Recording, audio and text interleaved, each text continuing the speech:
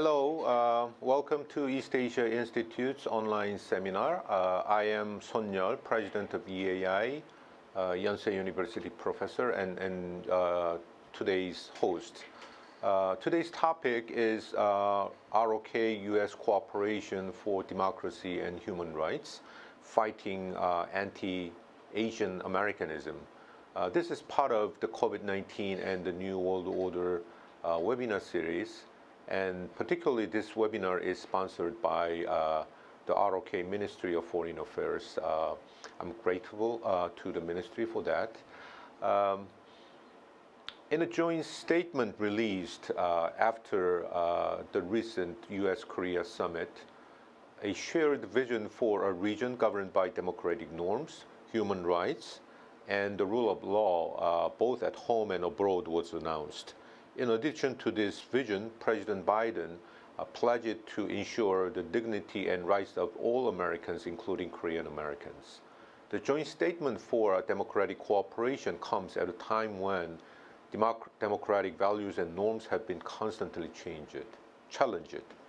Although discrimination and negative sentiments toward Asian Americans existed long before the pandemic, it can be argued that this sentiment has been rapidly increasing since the outbreak of the pandemic.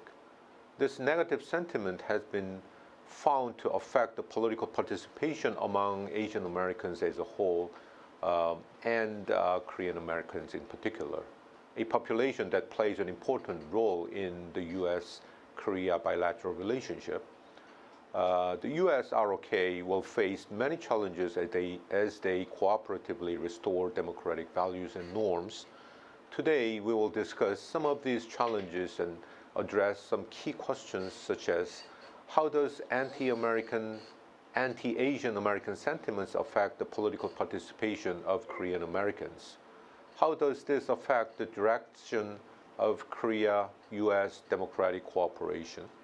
And in light of these issues, how can international democratic cooperation be established? To discuss these topics, I'm really honored to be able to host excellent panelists today. Let me introduce our first speaker, Professor Taegu Lee.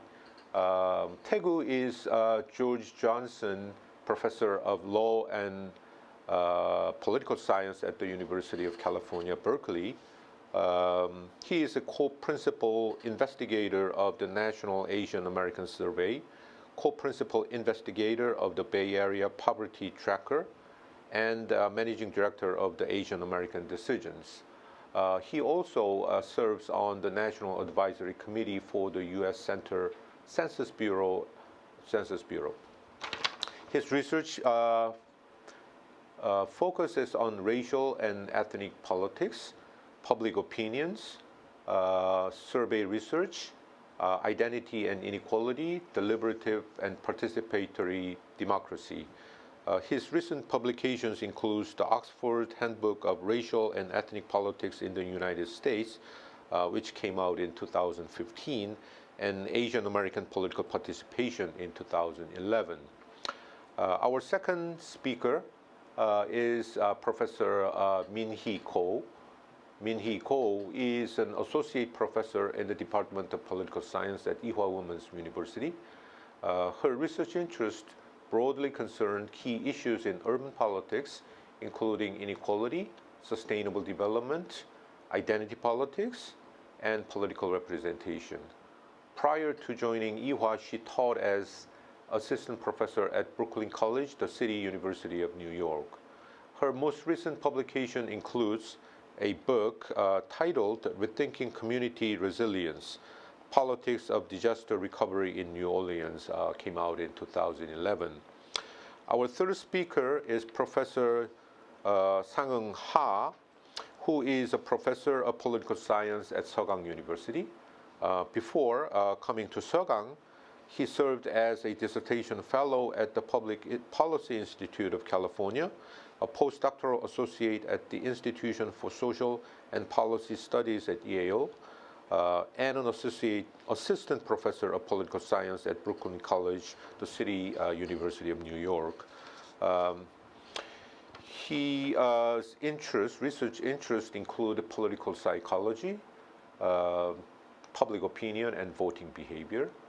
Some of his major publications include Donald Trump and Reactionary Politics in the United States, Effects of Pre-Contact and Prepaid Cash Incentives on the Quality of Telephone Surveys, and Personality Traits and Civic Engagement Case of South Korea.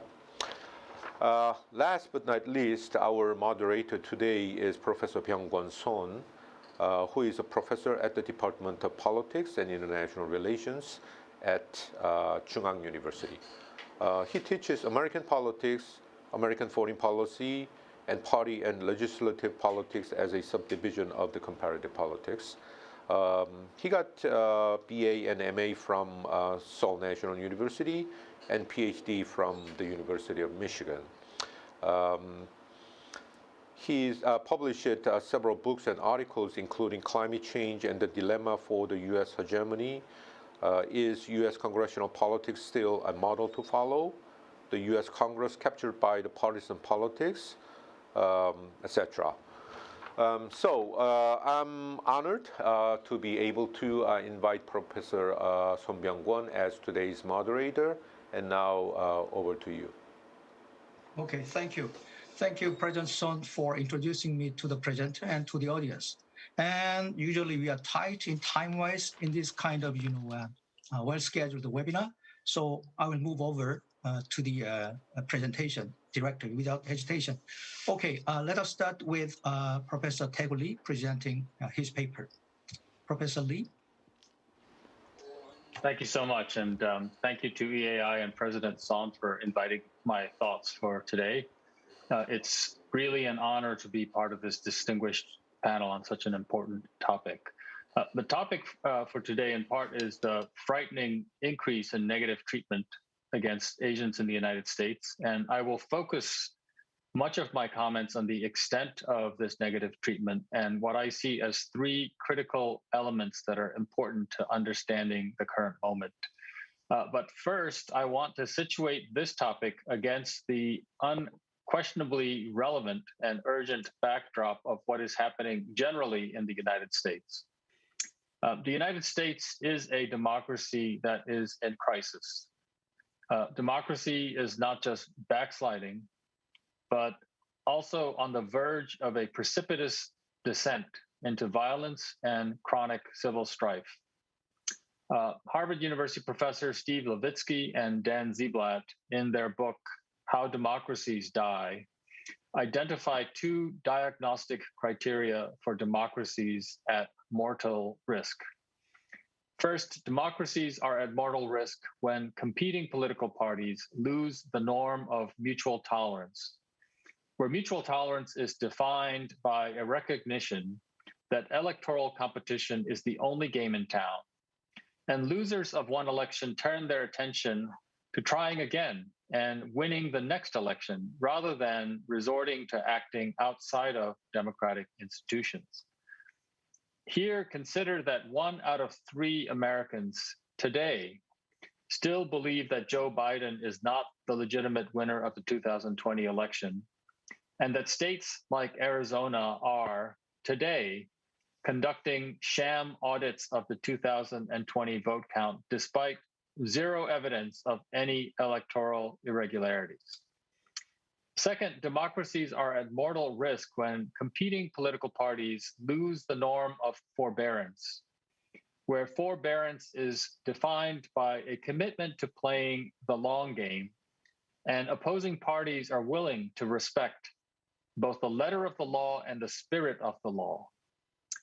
Here, consider the lack of forbearance in the Republican-led Senate's unwillingness to consider President Barack Obama's nomination of Merrick Garland to the U.S. Supreme Court in the last year of his presidency, and then the mad rush to approve President Donald Trump's nomination of Brett Kavanaugh in the last months of his presidency. Or consider the current debate to suspend Senate filibuster rules on the Democratic side of the aisle.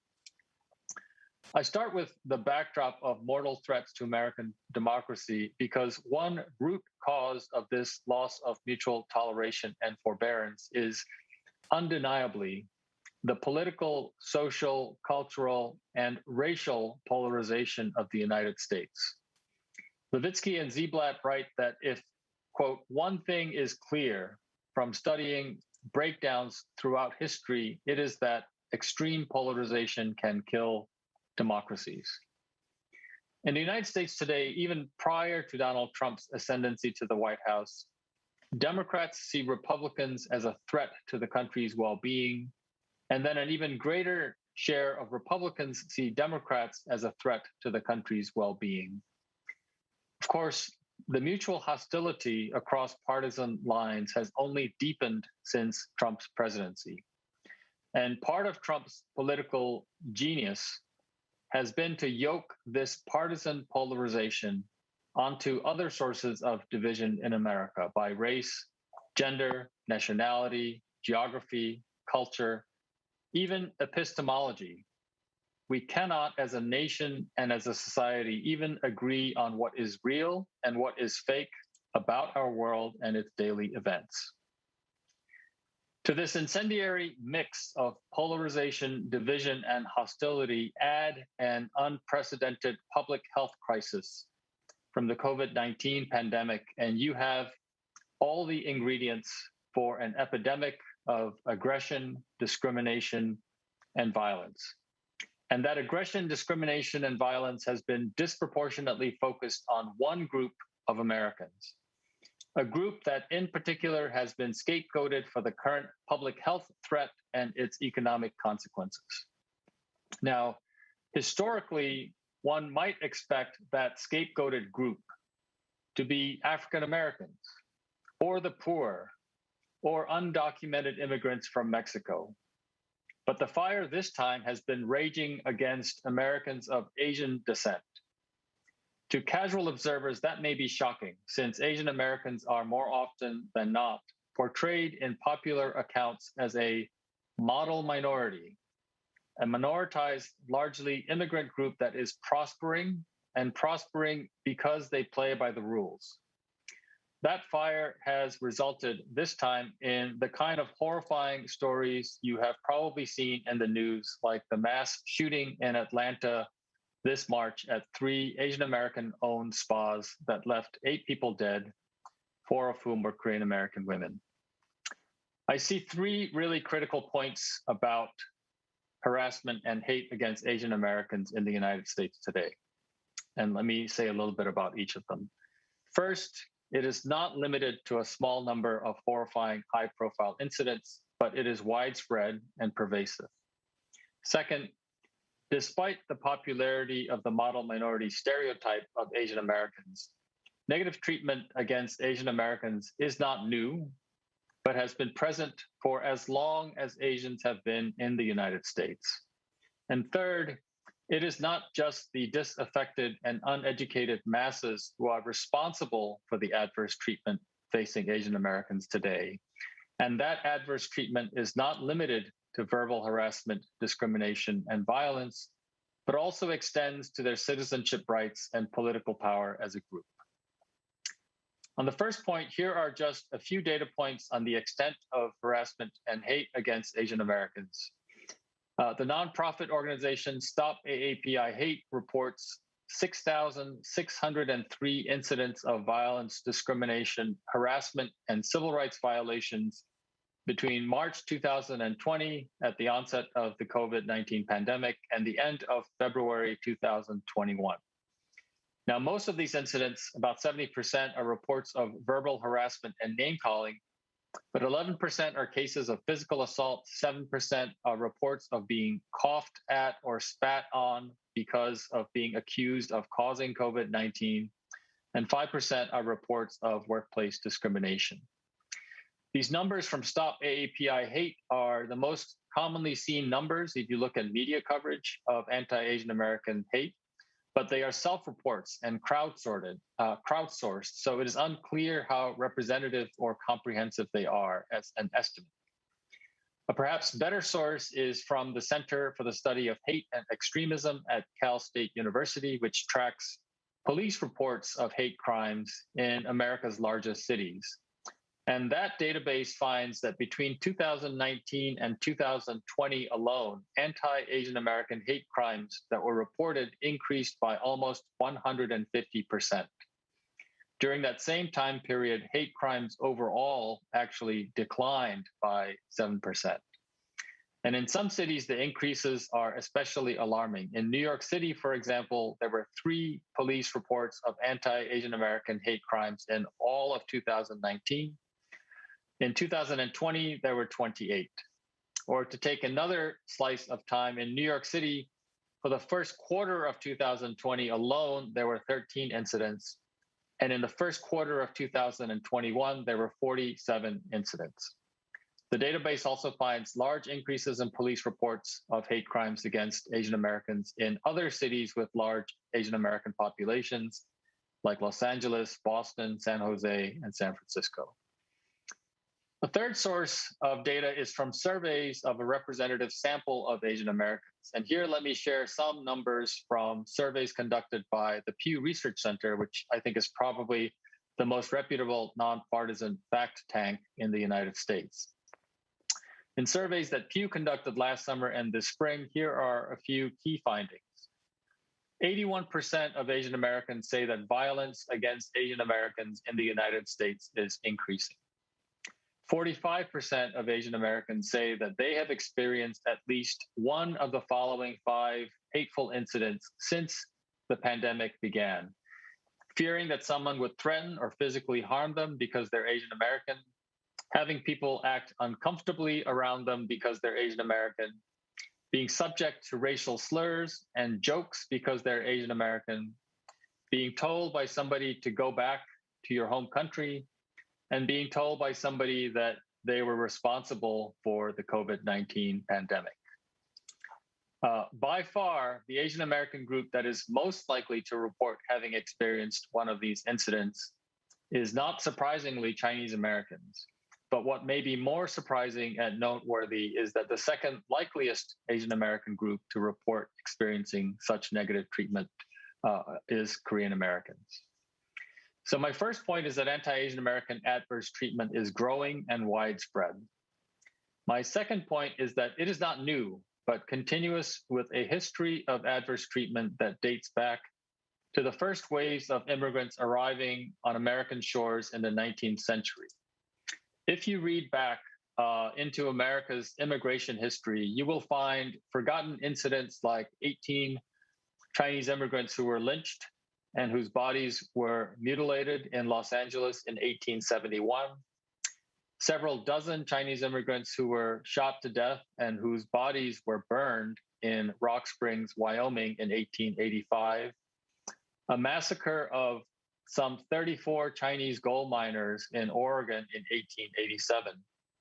And then there are more familiar incidents like the mob violence and then internment camps for Japanese Americans after Pearl Harbor during World War II, the murder of Vincent Chin in 1980 in Detroit by 2 unemployed white auto workers who mistook Chin for a Japanese American, the mass killing of mostly Southeast Asian refugee children at an elementary school in Stockton, California in 1989, and of course, the violence and property crime against Korean American businesses in the aftermath of Saigu in Los Angeles in 1992. So we're reminded of William Faulkner's famous epigram that the past is not dead, it is not even past. By looking to the past, we are also reminded of a third crucial point about the current rise of anti-Asian American violence. Scapegoating and negative treatment of a minoritized group, both historically and today, is not an offense limited to the disaffected, uneducated masses, and it is not limited to extra-legal acts or informal incidents. Rather, scapegoating and negative treatment of a minoritized group like Asian Americans is often led by prominent business and political elites, and more often than not, the hate and violence that you see in the streets is enabled by and coexists with institutionalized formal barriers using the force of law. The first restrictive immigration law to be enacted in United States history, marking the end of open borders to the United States, was the Page Act of 1875, which explicitly targeted the exclusion of quote-unquote immoral Chinese women, which meant Chinese women who sought work in the United States as sex workers and concubines. And then the Page Act was shortly followed by the Chinese Exclusion Act of 1882, and then many, many other nativist and restrictionist laws and court rulings from the late 19th century on. And the most eminent blue-blooded elites of the day were not silent about this rising tide of nativism and racism in the 19th century. I teach at Berkeley, and Berkeley and Stanford are considered rival elite universities, but they share a common history of nativism among their founding fathers. Leland Stanford, founder of Stanford University, is infamous for publicly stating in 1862 about Chinese migration the following, quote, "The settlement among us of an inferior race is to be discouraged by every legitimate means. Asia, with her numberless millions, sends to our shores the dregs of her population. There can be no doubt but that the presence of numbers among us of a degraded and distinct people must exercise a deleterious influence upon the superior race." Then there's Berkeley. Berkeley is named after Irish philosopher George Berkeley, who in his brief time in the United States owned a plantation in Rhode Island and was a slave owner. Berkeley's legacy also includes John Bolt, the erstwhile namesake of Berkeley Law School, where I work. Bolt, in 1877, wrote that the, quote, "Caucasian and Mongolian races are non-assimilating races. The Chinaman," that's his words, "excites in us an unconscious repulsion. In all respects, the Chinese differ from us more than any other known race." In much the same way, today's harassment and hate against Asian Americans is not a phenomenon isolated to the uneducated or to the person on the street looking to scapegoat someone for COVID or for losing their home or their job.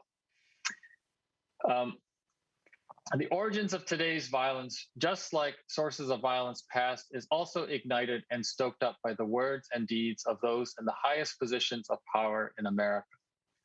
Common sense tells us clearly that having a former president who regularly and publicly associated COVID-19 with disparagements like, quote, "the Chinese virus" and, quote, "the Kung flu" will invite racial scapegoating and legitimate anti-Asian violence amongst the disaffected masses. Furthermore, the harassment and hate against Asian Americans is not merely stoked by verbal disparagements from a now disgraced former president. A different new kind of threat faces Asian Americans today in state legislatures throughout America. Between January and June of 2021, at least 17 states have enacted at least 28 new laws that restrict access to voting. I say at least because the number of states and laws keep growing, seemingly week after week. These are laws that are ostensibly passed for the purpose of ensuring the integrity of democratic elections, but they are passed in the absence of any evidence that the integrity of America's democratic elections is actually at question. Rather, these new laws appear to take dead aim at one target: the access of racial minorities to vote in future elections in the United States. The laws take a broad swipe to undercut the particular ways that African Americans, Latinos, and Asian Americans gain access to their voting rights.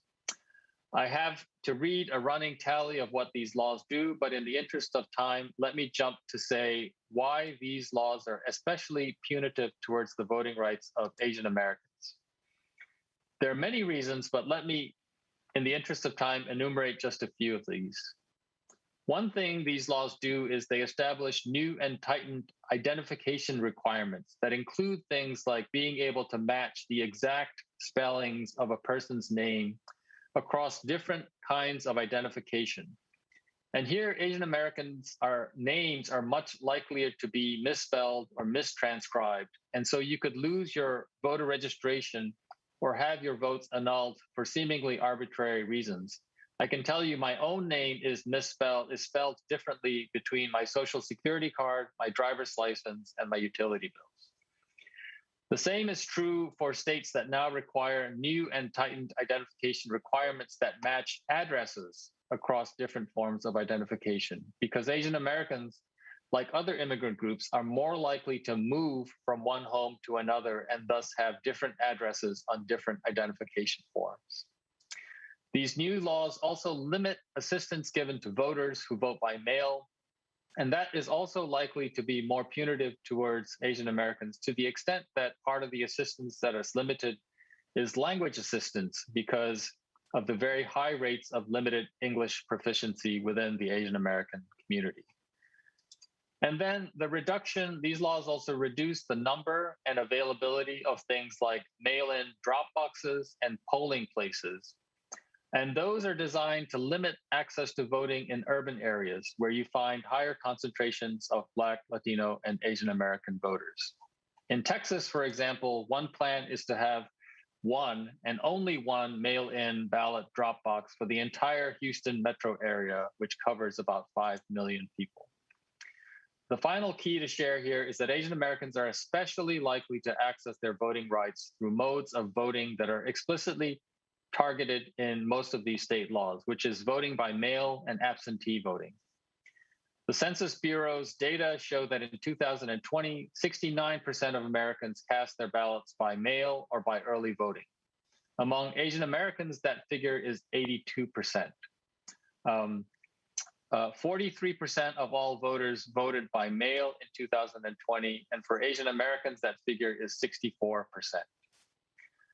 Finally, to conclude, most of what I've shared is grim news from across the Pacific Ocean. Democracy is in crisis. Harassment and hate against Asian Americans is on the rise and linked to both the rise of Donald Trump and the onset of the COVID-19 pandemic. And this is just the latest episode of a long history of harassment and hate against Asian Americans. And that adverse treatment is not found only among the disaffected and uneducated masses and in informal extra-legal settings, but it is also fueled by racial scapegoating at the highest levels of our political system and bolstered by the full force of the law. Let me conclude, though, with a few more positive thoughts on the potential for hope and empowerment. First, against the backdrop of mortal threats to our democracy, American citizens answered the call of duty in the 2020 election. The November 2020 election saw record-breaking levels of voter turnout. More than 158 million Americans voted, with the largest increase in turnout between successive presidential elections on record. 17 million more Americans voted in 2020 than did so in 2016, representing a 12% increase. Second, turnout levels were notably higher, especially among Asian Americans. Historically, Asian Americans have been viewed as a quote-unquote low propensity segment of the electorate and thus ignored or assumed to be a poor investment of campaign efforts and resources. In spite of this, Asian Americans have been the most rapidly and consistently growing segment of the electorate in recent elections. Between 2012 and 2016, voter turnout grew 16%, according to Catalyst estimates, in a year when many other voters stayed home. And then between 2020 and 2016, turnout among Asian Americans increased by 20%, an increase that is much greater than the 12% overall increase in turnout. Third, there are renewed signs that the growing participation of Asian Americans in politics is translating into greater empowerment and political voice. The most obvious indicator of this is seats in political office. Between 1999, when Jay Kim of California's 41st district lost his bid for re-election under a cloud of suspicion of corruption, and 2018, there were no Korean Americans in Congress, zero. Over a 2 decades period when the Korean American population grew from 1.2 million to roughly 2 million, the interests and issues of Korean Americans had no voice in the People's House in Congress. Then in 2018, Andy Kim won election to represent New Jersey's 3rd District. And in 2020, on the heels of Kim's success, 3 more Korean Americans were elected into Congress: Young Kim, Michelle Steele, and Marilyn Strickland. And there have been many other eminently qualified, competitive Korean American candidates for political office in the last couple of election cycles, like Robert Ahn, David Min, Pearl Kim, Dan Ko, and David Kim. Finally, the alarming increase in anti-Asian American harassment and hate has mobilized the Asian American community not only to vote and to run for political office, but also to organize and to build an infrastructure for political power in the long term. Prominent Asian American civil society organizations are now run by Korean Americans, like the AAPI Civic Engagement Fund, led by Eun-Suk Lee, the Asian American Advancing Justice, led by Connie Chung-jo, Advancing Justice Atlanta, led by Stephanie Cho. And relatively newer organizations are being formed to organize and empower the Korean American community, like the Korean American Grassroots Conference, the Council of Korean Americans, the Korean Americans for Political Action, and the Korean American Community Foundation. Out of crisis, opportunity is born, and one thing that the post-pandemic rise in anti-Asian American harassment and hate has ignited is greater philanthropic interest in securing the safety, prosperity, and full citizenship of Asian Americans. While I can't share the exact comprehensive numbers, I can say that these civil society organizations I just mentioned have been flooded with millions and millions of dollars of philanthropic funding for efforts to combat the harassment and hate against Asian Americans. There's more to say, including comments on what all this implies for the future of U.S. Korea relations, but let me just conclude on that promising note. Thank you. Thank you. Thank you for a detailed and data-based presentation, including the cases of Asian Americans being discriminated historically and currently. Okay, we have not much time left, so we will move over to Professor Min-hee Go. Would you start your presentation? Sure. Thank you to President Sohn and East Asian Institute for having me. It is a great honor to discuss this timely topic with such an inspiring group of scholars, and I look forward to having a fruitful discussion today. So I'll share my thoughts based on the guiding questions about anti-Asian Americanism and the participation of Korean Americans, as well as the U.S. ROK Democratic Peace Cooperation. Overall, I believe that the growing number of anti-Asian hate crime incidents during the pandemic is likely to have a mobilizing effect on Asian Americans in general, including Korean Americans. The rise of anti-Asian hate crimes is indeed concerning, given the fact that the number of overall hate crimes had been declining in the U.S. In this context, Korean Americans will engage in voting and other participatory measures to voice out their demands for racial equity. This upward trend in political participation had begun prior to the pandemic, spurred by the Trump presidency and the rise of white nationalism in the US. One thing that stands out about Korean Americans, as Professor Lee mentioned, is their higher level of voting in this election. According to AAPI data, turnout for Asian Americans increased significantly across the board, but Korean Americans had the largest jump in turnout. For example, in 2016, about 45% of Korean American voters voted. And 4 years later, the turnout increased by 15 percentage points, amounting to 60%. So this is the biggest increase among all Asian American groups.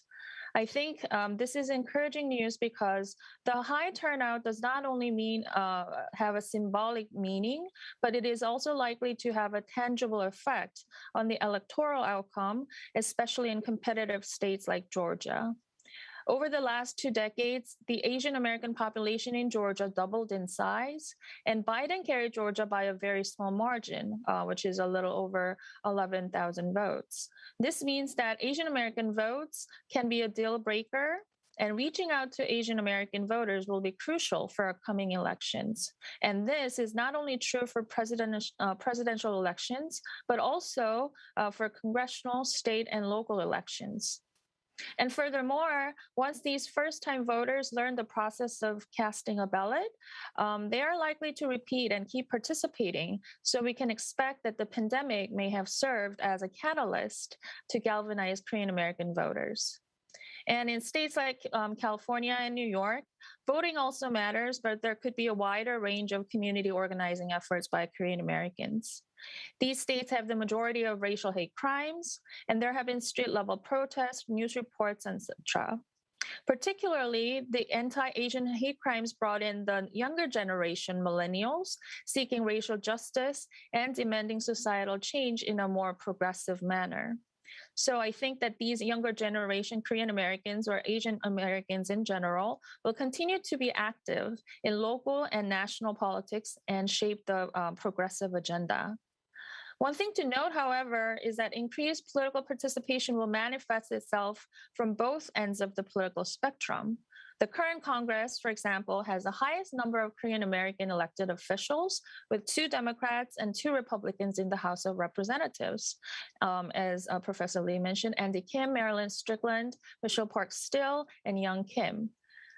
The bipartisan representation means that although the majority of Korean American voters at the national level are Democrats, there is also a sound group of conservative politicians and voters in the Korean American community. These conservative politicians may focus less on race-related issues, but rather on economic and human rights issues that are close to the hearts of middle-class Korean Americans. Many members of Korean American community are naturalized citizens, run small businesses, and also are college-educated professionals. And their socioeconomic interests often align with the Republican Party to a certain extent. So if the Republican Party moves from white nationalism to embrace these conservative minority voters, also Latinos and Asian Americans, the level of representation and participation among Korean Americans, especially those with higher socioeconomic status, is also likely to increase in the long run. And also, I think a deeper question could be asked about the future of Asian American political engagement and the place of Korean Americans within it. And the question is, will anti-Asian hate crimes strengthen pan-Asian solidarity, or will it break it apart? Some argue that the collective experience of victimization and violence will strengthen the identity of Asian Americans as a group. But there is also a possibility for going in the other direction. We'll have to see whether anti-Asian violence will ultimately unite the Asian American community or disaggregate it along the lines of ethnicity and national origin. Let me explain this further. There has been this long-standing tendency in the mainstream American society that tends to bracket all different ethnicities into a single category of Asian Americans. And this happens despite the cultural, economic, and ethnic diversity within the Asian American community. Come to think of it, it makes political sense to forge a broad group of Asian Americans rather than have small groups of Chinese, Taiwanese, Vietnamese, Korean Americans, etc. But now, the continuation of anti-Asian hate crimes and strained U.S.-China relationship may unsettle this fictitious construction of a homogeneous Asian American group. It is important to note that a lot of anti-Asian hate crimes actually contain anti-China sentiments. Trump, for example, referred to coronavirus as a Chinese virus and Kung flu, and the detailed reports of anti-Asian hate crimes often include such remarks as, go back to China and take the virus with you, or other racial slurs targeted against Chinese. But considering what's happening now in Asia, we cannot assume that all Asian Americans are content to be equated as Chinese Americans. The democracy protest in Hong Kong, a strong push for independence in Taiwan, and the complex history between Vietnam and China all suggest that the Sinosphere is not uniform, but politically divided and contentious. Add to that, the India-China border disputes are another source of conflict in Asia. So to the extent that Asian American communities internalize these tensions and become sensitized by them, there could be a greater call for being recognized with their own country of origin rather than classified as Asian Americans. Then the political participation of Korean Americans may also take a different shape than what we have witnessed so far. On democratic peace, I don't think anti-Asian hate crimes per se may have a direct and immediate impact on the relationship between U.S. and Korea. And yet, there exists a possibility that continued occurrence of anti-Asian hate crimes or other race-related violence could be a destabilizing factor for America's engagement in Asia. Here, of course, the elephant in the room is China. Due to the development of social media, it has become much easier to sensationalize the race-based violence and make them viral. Doesn't have to be as serious as the Atlanta shooting. It could be a verbal harassment on the New York City train or on confrontation at a shopping mall. Whatever the situation might be, citizens in Asia can watch real time what is going on in the US. And at a wake of anti-Asian attacks, the Chinese government issued official statements condemning anti-Asian violence in the US, and the racial tension in America's society can serve as a counterweight against human rights infringement in China. And the negative impacts are especially salient among Chinese youth who grew up during Xi Jinping's era and became more nationalistic. In this regard, I think emotionally charged issues like racial discrimination and aggression are certainly one of the risk factors that can unexpectedly but gradually undermine U.S. legitimacy in the Asian region. The accumulation of these events may not be easily measurable, but will lead to deep distrust and antagonism among countries. Therefore, let me conclude, it will be important for both countries to make concerted and visible efforts to protect minority rights. From a strategic standpoint, Korea should take a cautious approach to supporting this universal, not American, norms of democratic peace and human rights.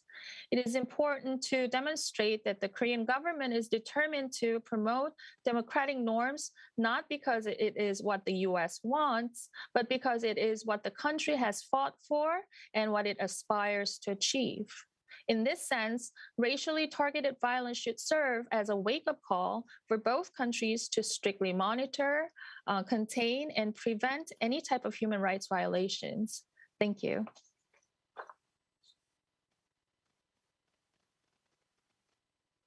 Thank you. Thank you so much, Professor Ha. Hey. All right. Yep. Thank you for having me for this great webinar. And then I'm happy to share my thought with the panelists today.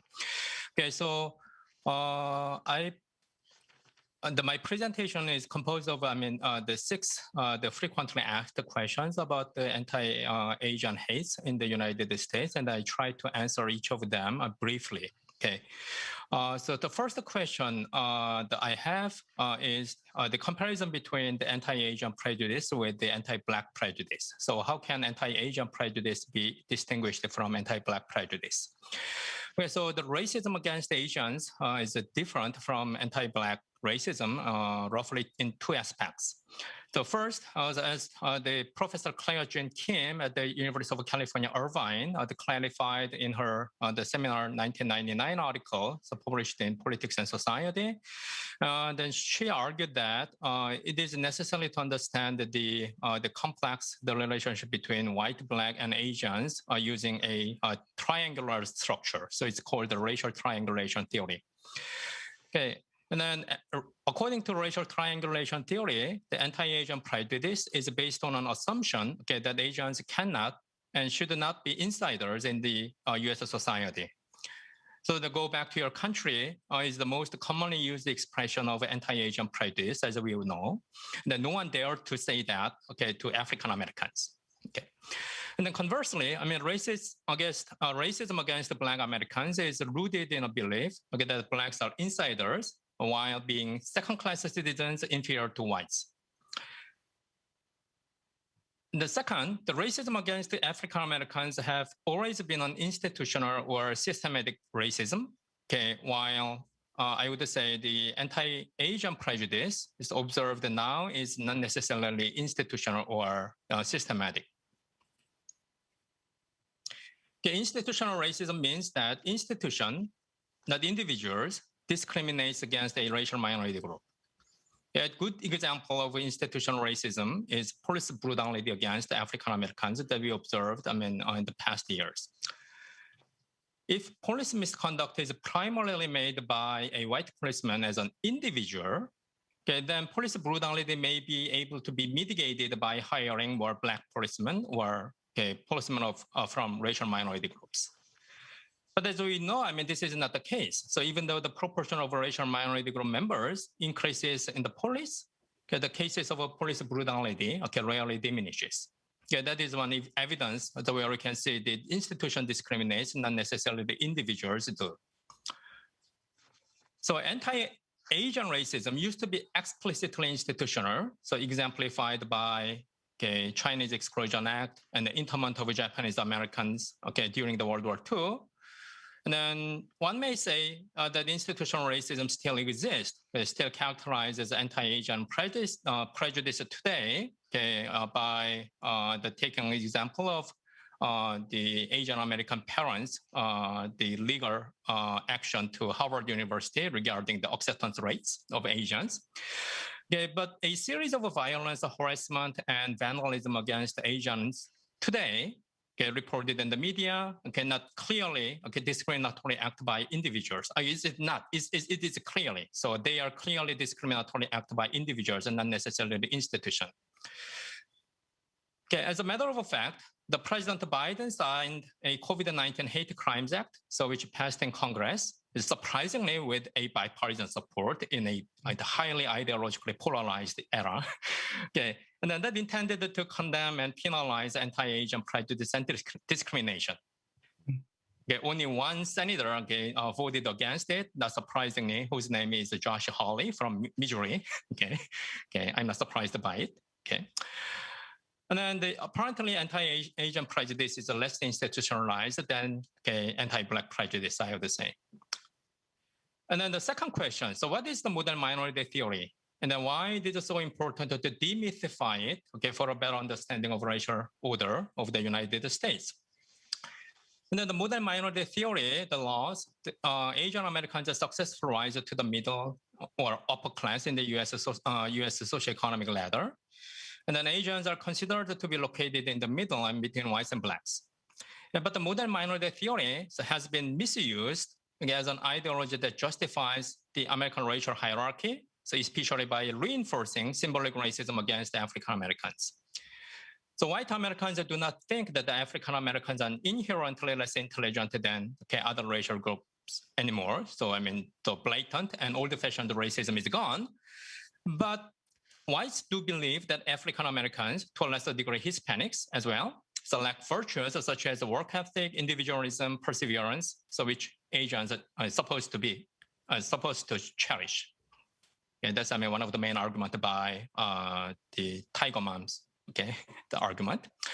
And the antagonism against Asian Americans grows in Black communities accordingly. So this is why it is important to demystify the modern minority theory. So by replacing it with the racial triangulation theory that Claire Jean Kim proposed. The third question, so is it possible to build a coalition among Asian American communities? It is not easy, so because the proportion of Asian Americans is approximately 6%, it's too small. And then this number includes Chinese, Japanese, Korean, Vietnamese, Filipinos, Pakistani, Indians, Laotians, etc. So Asian American communities are too diverse to share a pan-ethnic identity. So I ask a question like this to myself. So how many Koreans feel closer to Vice President Kamala Harris because of her Indian origin? And how many Indian or Pakistani Americans attended the vigil for Korean Chinese victims in Atlanta? I think, so we cannot provide a positive answer to these questions. So, this is why the building a coalition among Asian American communities is so difficult. The question number 4, so is it possible to build a coalition between Asian Americans and other racial minority groups? That is not easy as well. Okay, and I see some numbers in the Asian American voter survey in 2020, where we can see, I mean, the 67% of Korean Americans say that there is a lot of discrimination against Black people in U.S. society. But that number is only 43% and 41% for Chinese and Vietnamese respondents, respectively. Now, surprisingly, 32% of Vietnamese American respondents say that there's no discrimination at all against Black people in the United States. I mean, that is daunting. Question number 5. So given that the tension between the US and China intensifies, so can anti-Asian prejudice be effectively mitigated? As we know, I mean, Americans cannot and do not easily distinguish Chinese Americans from other Asian Americans. So that's why, I mean, perpetrators of Asian American hate crimes attack Koreans or Filipinos, they're wrongly believing that they are Chinese. So if the tension between the US and China intensifies, so one cannot rule out the possibility that anti-Asian prejudice will persist, and then the Koreans and Filipinos and other Asian Americans would be the victim, okay, of the anti-Asian hate crimes. The final question, number 6. So can South Korea contribute to address the issue of anti-Asian prejudice in the United States? So to me, I mean, it is not clear. So what South Korean government can do to cooperate with the American government regarding the issue of anti-Asian racism. But if something should be done and can be done, then South Korea is in a better position than China. Okay, so if Chinese government raises concerns about widespread violence against the Chinese Americans, I mean, they do actually, then the US government may be ready to respond by highlighting human rights issues in China, for example, the internment of Muslims in Xinjiang province. So I mean, framing this issue, the anti-Asian hate, using a human right, okay, and then that is not necessarily good, okay, to make the peaceable and the relationship between United States and the China and even South Korea. But if something has to be done, then South Korea can cooperate with the US government to address this kind of issue. Okay, that's all I have. Thank you. Okay, thank you so much. We have not much time for Q&A session and discussion. So I have to, merge into several questions into 1 or 2 questions for the audience and for you presenters yourselves. The one question from the audience is that, I quote, "It seems that currently racism between African and Asian groups is being dealt with separately, and that media and public interest in each group can shift and eventually lead to a problem-solving competition between the groups. Is it possible for racism in the United States be integrated into discrimination against the colored minority? Why don't we? The question seems to me that why don't we deal with racism collectively? In collaboration with Asian Americans and African Americans. That's the first question from the audience. And the other question I would like to raise is that there is the potential of breaking up. According to Professor Go's presentation, there is a potential of breaking up Asian American solidarity in the fight against this kind of Asian American hate crime. Is it possible? Is there any concrete evidence for that?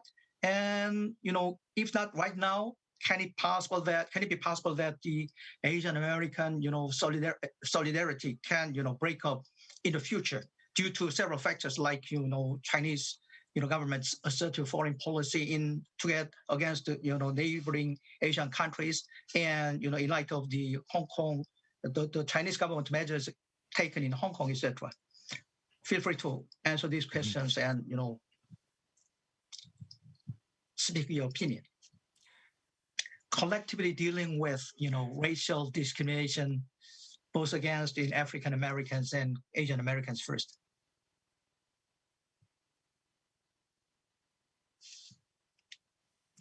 I've talked a lot, so I'll wait for Professors Go and Professor Ha to jump in. The possibility of a building coalition between Asian Americans and African Americans. Okay, like I said, I mean, that is not easy, and then mainly because based on my experience in the United States, I think Asian Americans, most of them, I mean, do not fully understand the nature of anti-Black racism in the United States. And then conversely, I mean, the Black people don't understand what happened to the Asian Americans in the past. I mean, so education matters. I would say. I mean, they should know. I mean, each other's groups the story. I mean, how they have been discriminated differently. Okay, by the U.S. society, by white people, and by the U.S. government, and then that's probably the starting point. I mean, to build a meaningful coalition among racial minority groups in the United States. Okay. Any other opinion? Professor Lee, you give us just a short, brief answer or comment. Well, sure. I'll give a couple of short comments. I think one is it's difficult to come up with a sort of systematic structural approach to bias and racism in the United States in such a currently polarized political environment, where advocating on behalf of the interests of groups like Asian Americans, Blacks, Latinos, immigrants not being negatively treated is so closely identified with one party. So I think, so the question of a political solution at the federal level is especially difficult in the current, heavily polarized environment. Whether or not it's possible at the grassroots level for organizers to come together and build sort of a positive movement for racial justice in the way that the Black Lives Matter movement did, that's a separate question. I think there's a lot more potential and pent-up demand for that. The other question, remind me really quickly. I had something I wanted to say on that. Oh, this is regarding pan-ethnic solidarity across all Asian American groups. I think a really important test case that we had prior to the current, post-COVID related anti-Asian American hate crime epidemics was what happened in the United States after September 11th, when I think the full force of the federal government was aimed at trying to target persons of Arab American descent or persons who looked Arab American, which included a lot of South Asians. And it was, I think at the grassroots level, there were some efforts to try to build solidarity, but there are also a lot of failures there, in ways that remind me of this poem, which, say it starts as first they came for the socialists and I didn't speak out because I was not socialist. And then it goes through a number of other ways in which people don't stand up for other people. And it ends by saying, then they came for me, but there was nobody left to speak for me because they had already taken, all the other groups. And so I think it is a constant challenge. I think, when people look at groups that are being targeted, it's always easier to say, well, at least they're not targeting me, so I don't need to stand up. And the one other thing I'll say very quickly, with respect to U.S. Korean relations in the context of heightening tensions between the United States and China is, I think it really depends whether the position of the current Korean administration is to really try to achieve something in the short-term interests that aims to mitigate anti-Korean American hate and violence as opposed to anti-Asian American hate and violence, because sometimes you can achieve one without achieving the other. And the prominent example we have here in the history of Asians in the United States is the Gentleman's Agreement in the late 19th century between Japan and the United States, where the Japanese government saw these anti-Chinese laws like the Chinese Exclusion Act and wanted to protect the interests of Japanese in the United States and brokered a separate deal which protected the interests of Japanese in the United States, but at the expense of other Asians in the United States. And I think one important question for the Korean government in terms of doing something about anti-Asian American hate crimes is whether it wants to secure, just protect the interests of Korean Americans as opposed to, all Asian Americans. All Asians. Okay, there is no further questions from the audience. And I would like to raise some, further questions for all of you. And I think Professor Ha raised very, very interesting, questions, at least to me, saying proposing some kind of, dichotomies in terms of, racial discrimination against Asian Americans and African Americans. On the one hand, Asian Americans, on the other hand, African Americans. He, raised the issue of dichotomy between, insiders and outsiders distinction, and more institutional, racism and less institutional racism. More against African Americans, less institutional racism against Asian Americans. Professor Ko, do you buy his, that kind of dichotomy, or you have any opinion? Yeah, I think that there is an implicit belief that racial discrimination is more gravely felt among people of African American descent because they tend to be socioeconomically disadvantaged. But racial discrimination can happen across, race doesn't discriminate against class, right?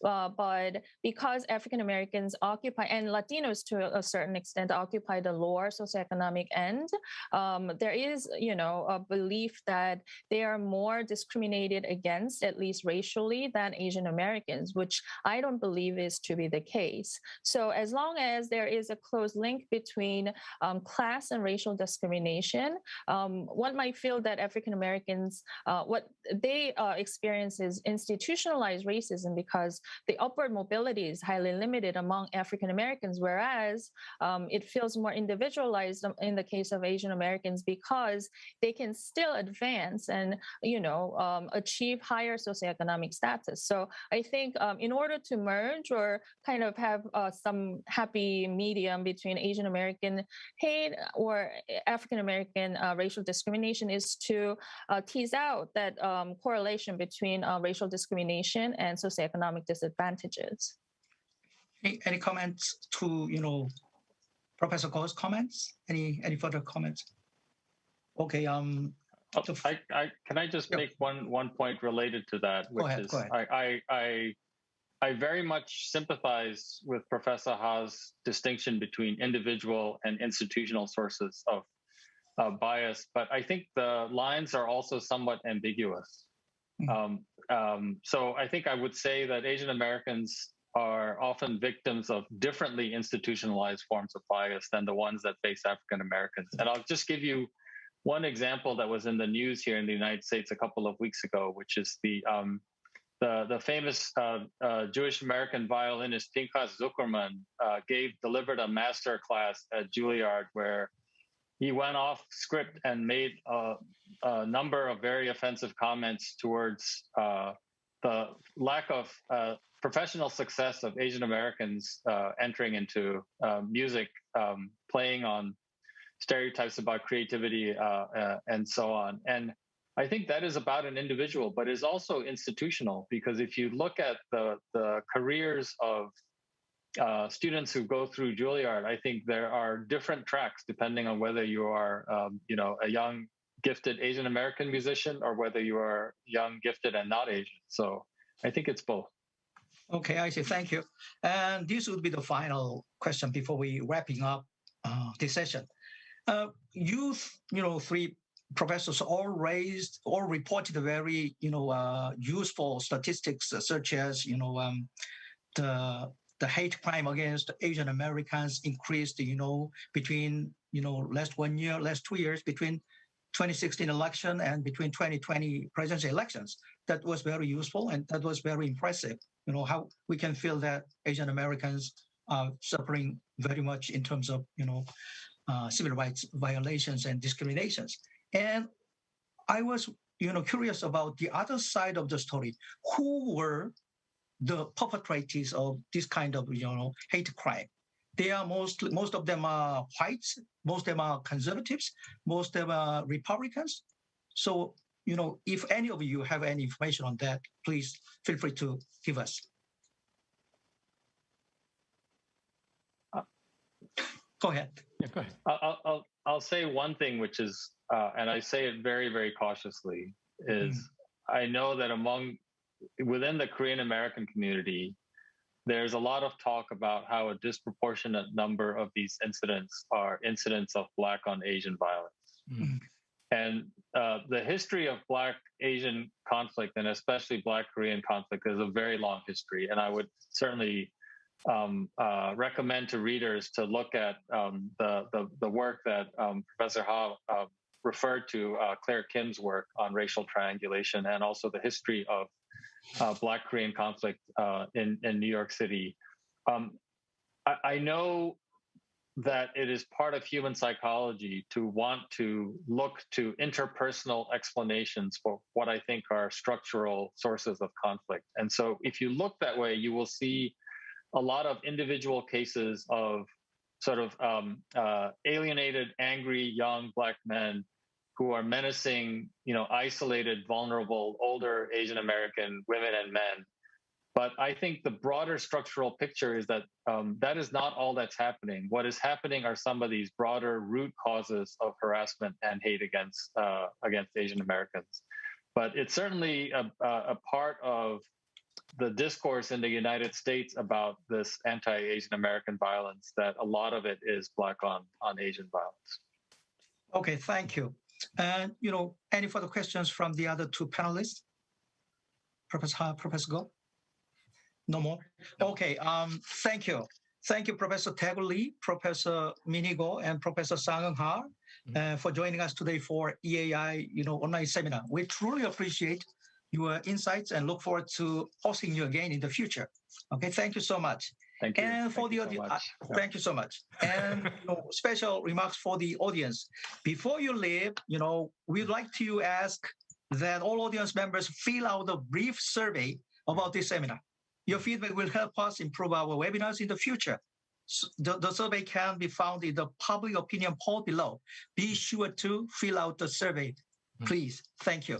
Thank you for all the presenters and for all the audience. Thank you so much. Hope to see you soon again. Thank you so much. Thank you. Thank you.